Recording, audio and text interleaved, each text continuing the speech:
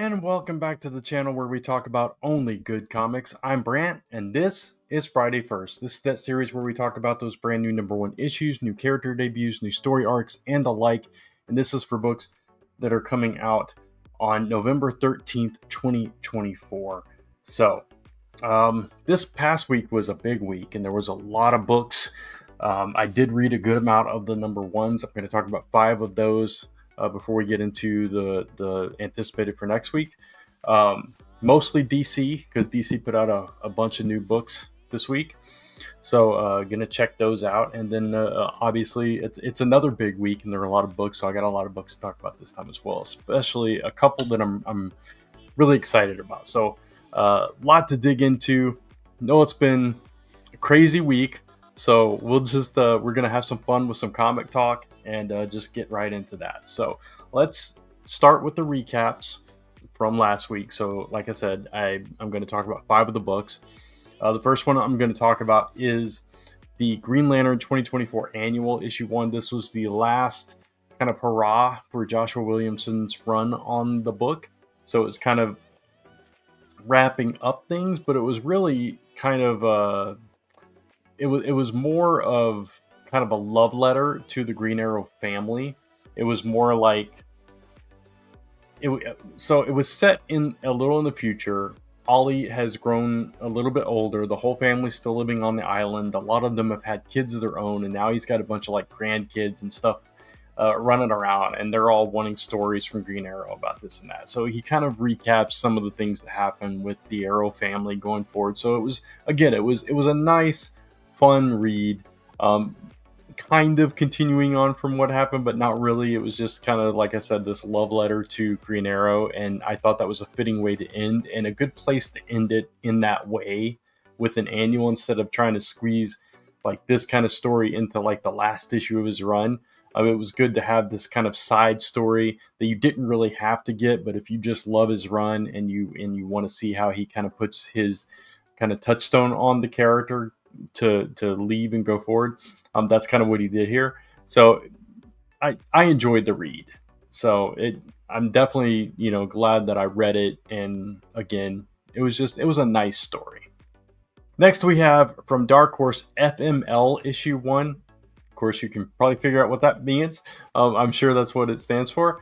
But this is by Kelly Sue DeConnick with art by David Lopez, and this is kind of like in the vein of coming of age movie, I guess, and harkens back to like 80s movies especially, even though I think it's more set in modern times. But it is kind of these 4 outcasts from different walks of life. One of them like practices witchcraft, the other 2 are 3 of them are in a band. One of them's like the smarty pants kid in school that nobody really likes, and they all just kind of end up hanging out together. And it's 3 girls and a guy, and the guy, his mom used to be a rock star, and then like mysterious stuff starts happening, and a supernatural bend, or maybe it's a kind of a horror bend. I'm not exactly sure where it's going. By the end of the issue, gives us a nice little twist, little cliffhanger to hang on to. It's kind of a love letter to like rock music and stuff like that, and kind of indie rock as well.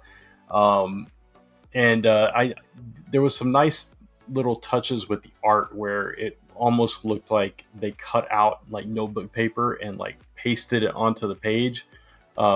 It just probably just like a graphic effect to give it that same effect, but it was a nice touch. And like there's some Riley, the boy of the group, likes to draw, and he carries a sketchbook with him wherever he goes, and so we get to see some of those doodles and stuff like that. And it's very meta in that way, but also very kind of a throwback to those kind of like Goonies and stuff like that. So I enjoyed the read. It was good enough to get me to pick up another issue. It like I said, it had a nice hook at the end that left me interested. The characters are likable, but also rebellious and also kind of annoying. So they're teenagers, the typical teenagers. It felt like that. So pretty solid first issue. Next up, we have JSA issue 1. This book, I'm kind of on the fence with it. It definitely picks up from where things kind of were during Absolute Power and all of that, with the main characters of the JSA kind of still stuck in the Tower of Fate, and they can't escape. In the meantime, you have Infinity Inc., which is the younger versions. The new Dr. Midnight, the new Wildcat, Green Lantern's kids, Jade and Obsidian, etc., kind of trying to figure out what happened to them and not understanding. And their team is kind of broken. Half of them want to, leap into action. The other half are trying to be more strategic about it and try to, kind of monitor things and not get, not just go out there and throw themselves into danger. So you've got some conflict built there. In the meantime, you do visit the other characters, so it seems like we're going to bounce back between these. And also, it is set in modern time, in current time, so there's obviously the Watchtower, and there's reserve members like Stargirl, etc., that we're going to touch on from here and there. But it felt like this book definitely tried to find the balance between paying homage to classic JSA stuff and also bringing a little bit of a new vibe in here. Jeff Lemire writes this, so it was very solid writing. The art was pretty solid. It was kind of a throwback style. It felt more classic. And there was also a twist, which felt, again, very classic in the way that the villains of this story are introduced, the villains chosen for this arc. And again, the more modern side is actually the classic characters, the older characters stuck in the Tower of Fate, battling like parademons and stuff. So really interesting structure to this book, but I didn't feel like it was all over the place. I felt like it was very cohesive.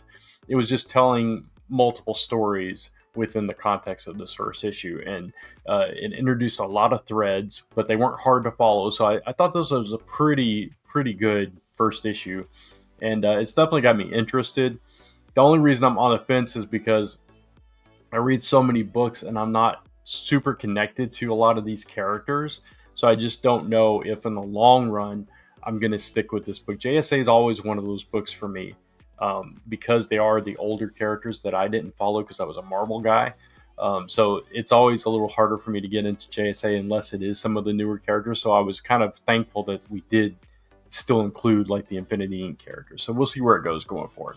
Batgirl issue 1 is the next book I'm going to talk about, and I really like this book. I was excited for this book. I love Cassandra Cain.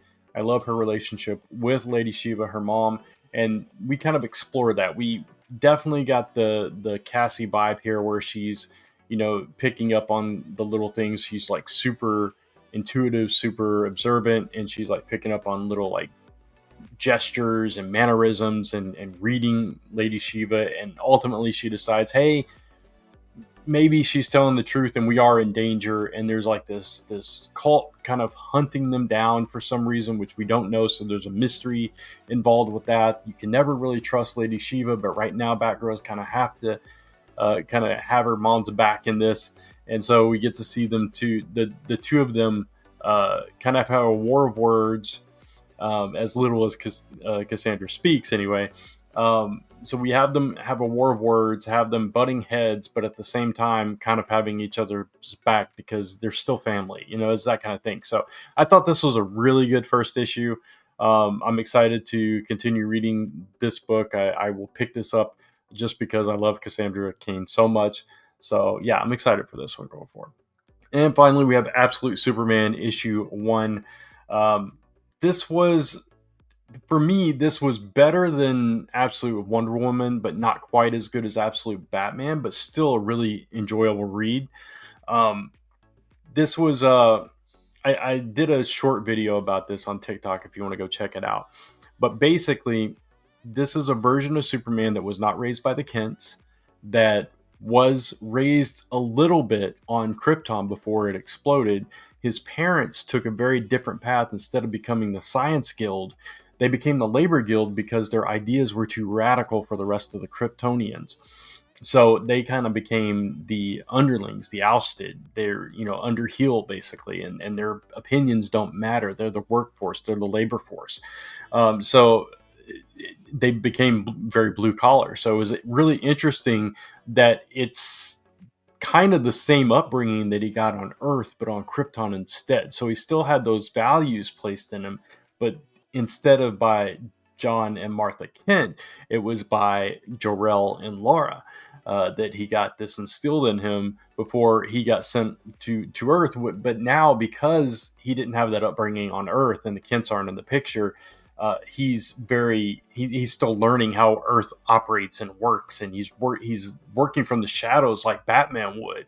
So it's really interesting to see this version of Superman that's still altruistic, still has a kind of a justified mission, self-imposed mission, but at the same time, he's kind of learned that the powers that be aren't really, both from his world and from this world, aren't really always something to look up to or to aspire to or to even follow. So really different take on Superman, but still with the same value. So really solid first issue, just kind of in the middle there.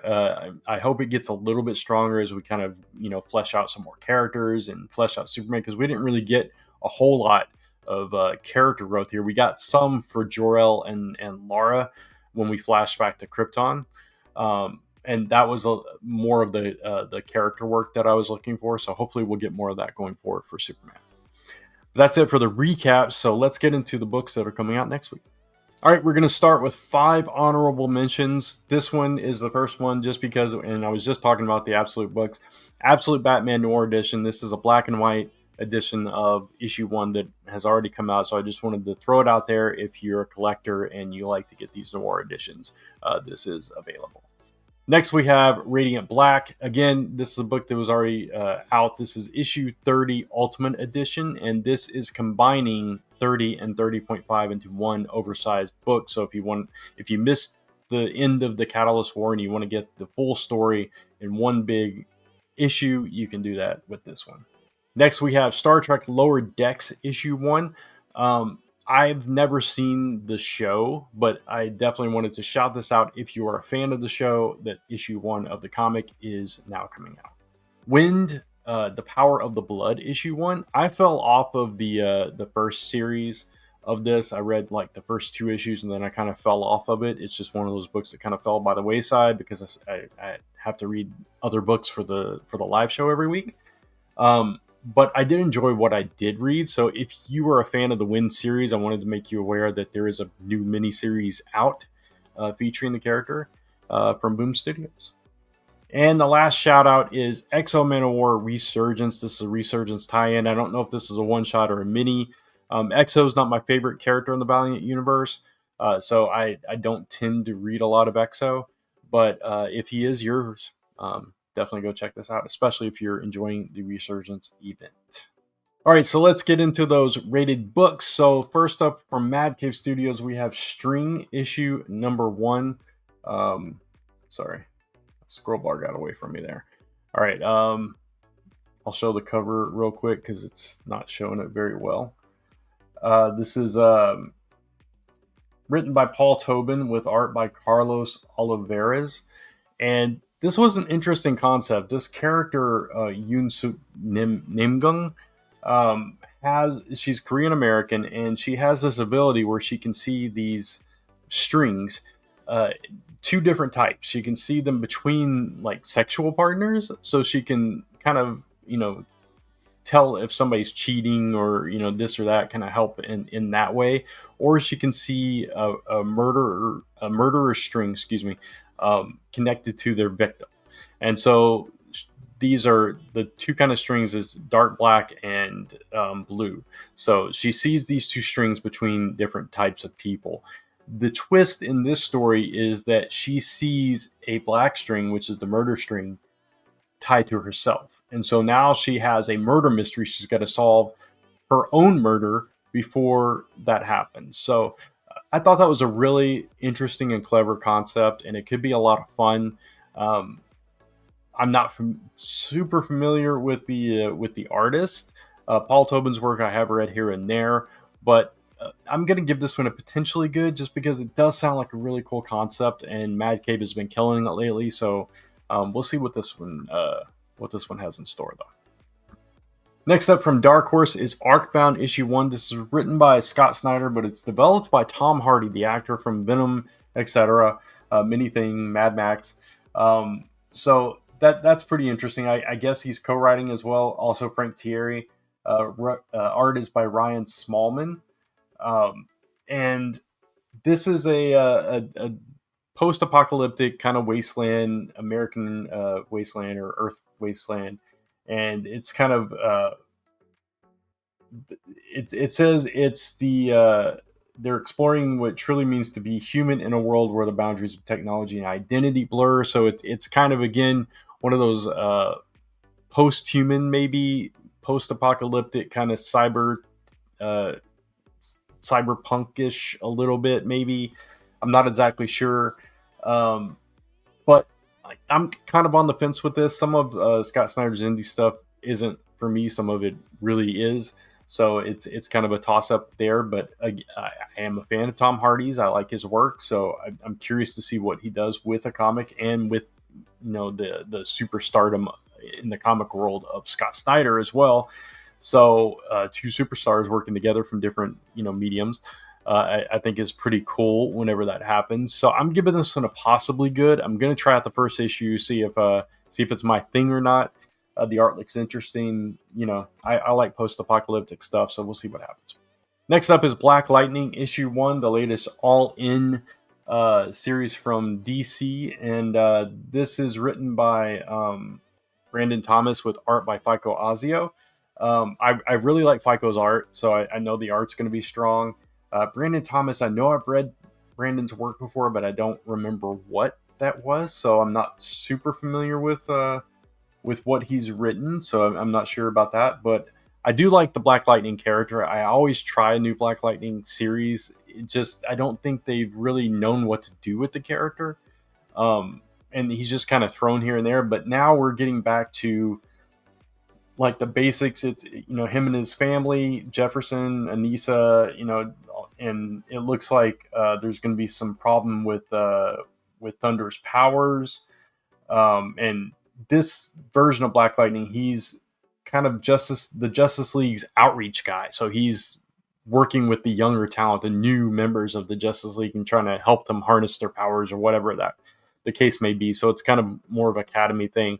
We've seen that role from Black Lightning before. Hopefully this will be a better take on it. So I'm interested in it. I just don't know that I'm completely sold on it yet. But I am going to give it a potentially good. And I want Black Lightning to have a good book. So hopefully this will be it. Next up is Power Rangers Prime issue 1. This is the new era of Power Rangers from Boom Studios. Still written by Melissa Flores, who killed it when she took over for after Ryan Parrott from, I forget which issue it was, but she ended the run, kept the same tone and everything that had been before. It was fantastic. But this is a new era. It's a brand new cast of characters. It says it's in the vein of Marvel's The Ultimates, so it's basically the ultimate kind of effect or paint job on the Power Rangers universe. So we're starting over from scratch.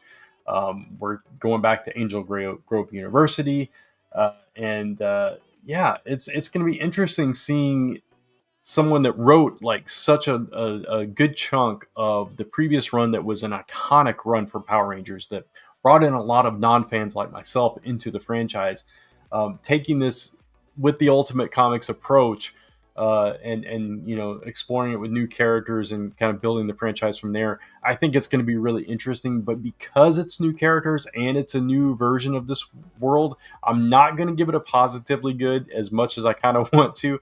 I'm going to give it a promisingly good though. And based on this first issue, we'll see if it has that same punch as the previous. Obviously there was, that connection to certain characters from the previous run. So we'll see how strong this one is going forward, but I do have high hopes for it. Next up is The Amazing Spider-Man issue number 61. This is written by Joe Kelly. This is the first issue of the 8 Deaths of Spider-Man. We got the little tease in last issue, art by Ed McGuinness, and Nico Henriken.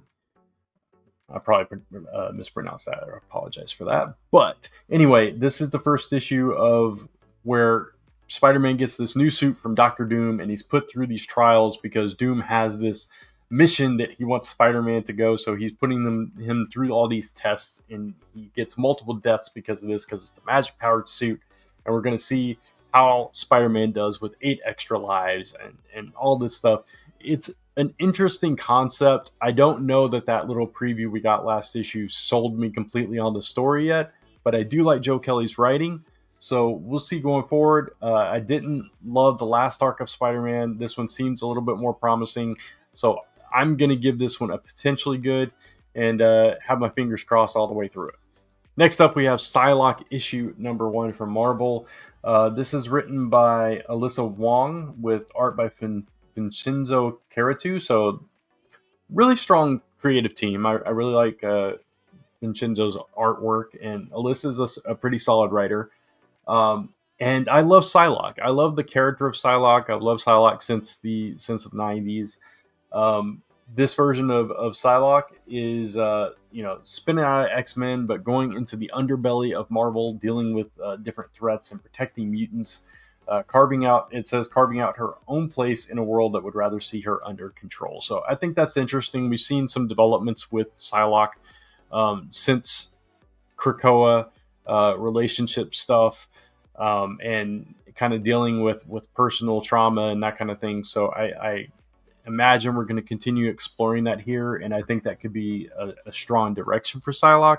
Definitely going to try the first issue, see if it holds up to the hype that I'm giving it right now, but I'm going to give it a potentially good. With solo X characters, you just never know, so always hope for the best, but you never know what you're going to get, so we'll see what happens with it. All right, this one caught me by surprise. This is from IDW. This is Yars Rising issue 1. This is a prequel to the Atari video game, Yars Rising, but I played Yars Revenge. It was one of the first video games I remember playing. I had an Atari, I can't remember if it was a 2600 or 52. I don't remember what it was, but I had an old school Atari, and I had 2 games. I don't remember what the other game was, but one of them was Yars Revenge. And I played that so much as a kid. So when I saw this, I saw the name Yars, I was like, that can't be the same Yars. And sure enough, it is. So I don't really know what to expect from this.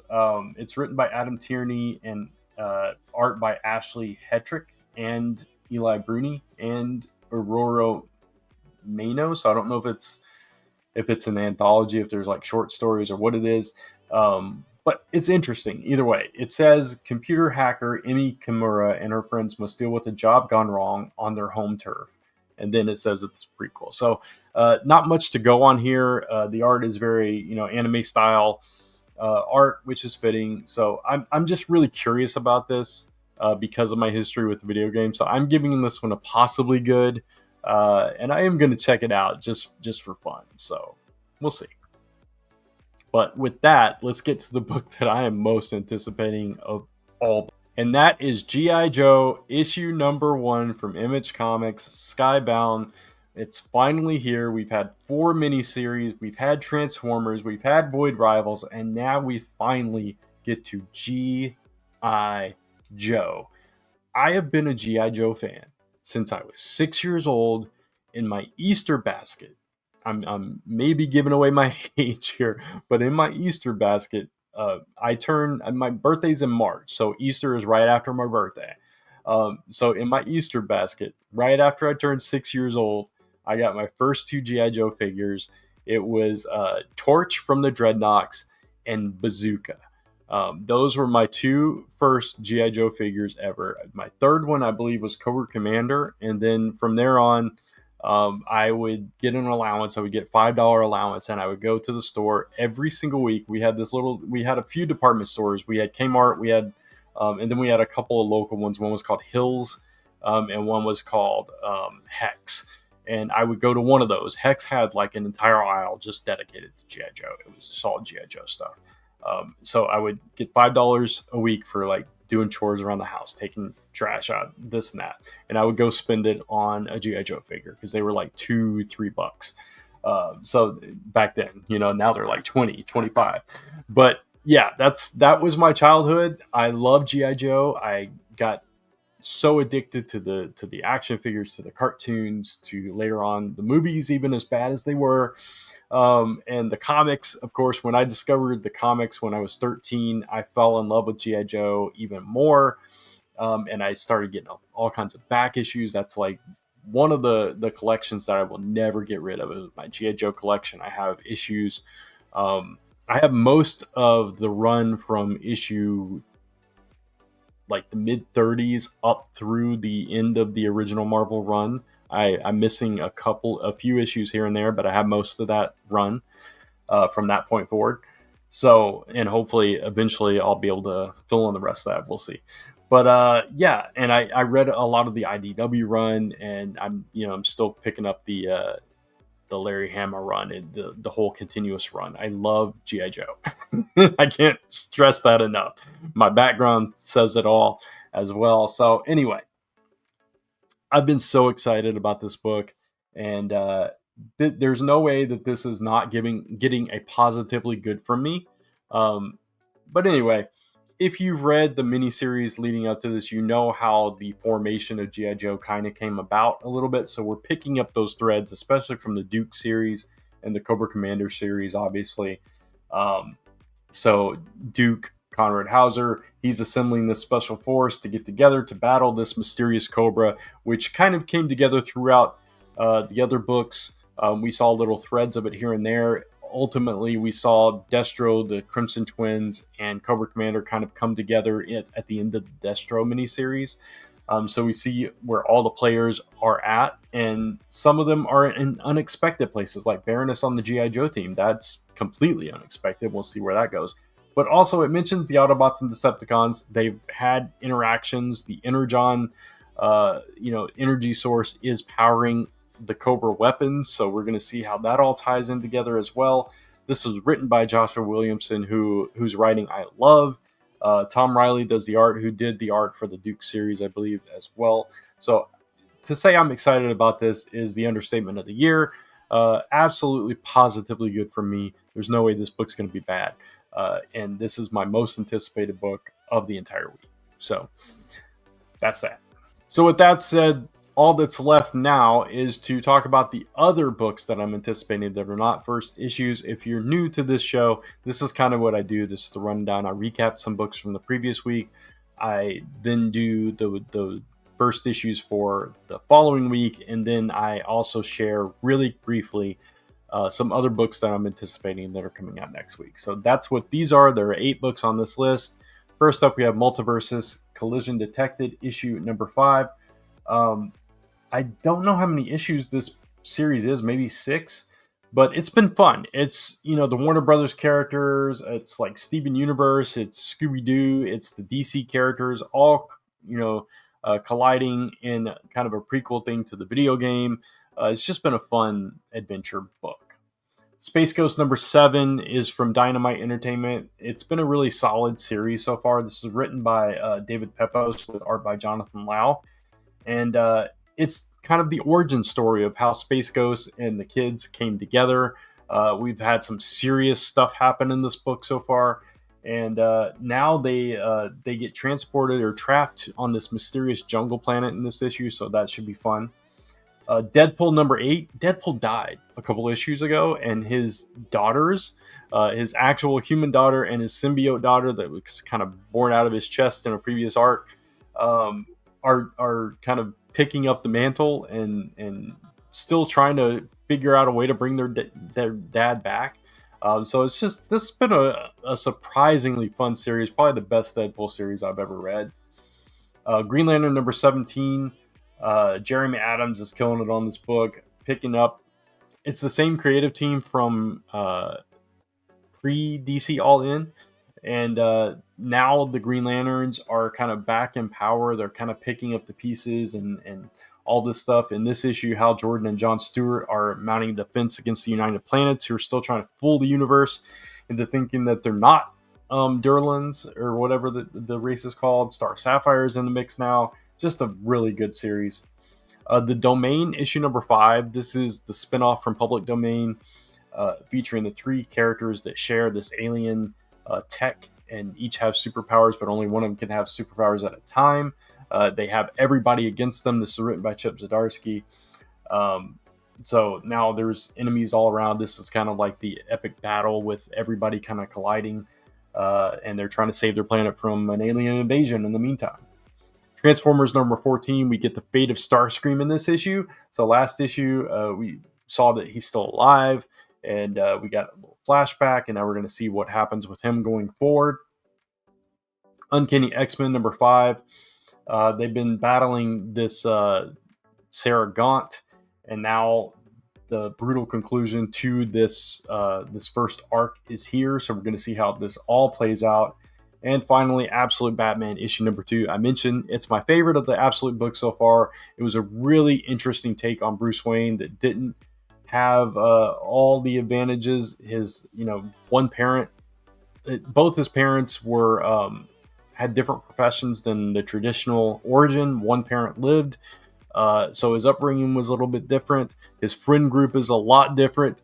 So interesting take on this version, and we'll see how Alfred plays into this as well, because he's going up against Batman in this issue. So that should be fun.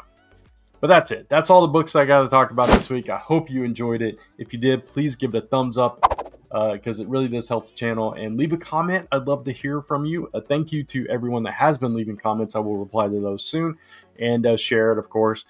And if you don't want to miss any of the content on this channel, any of these episodes or top 5 when I do those, or random Let's Talk videos, whatever the case may be, hit that subscribe notification bell so you get notified every time there's a new upload on the channel. Of course, you can follow me across social media at OnlyGoodComics, or type in onlygoodcomics.com to take you right back to this YouTube channel where we talk about only good comics. Until next time, thanks for watching. Take care and keep reading those comics, and I'll see you soon.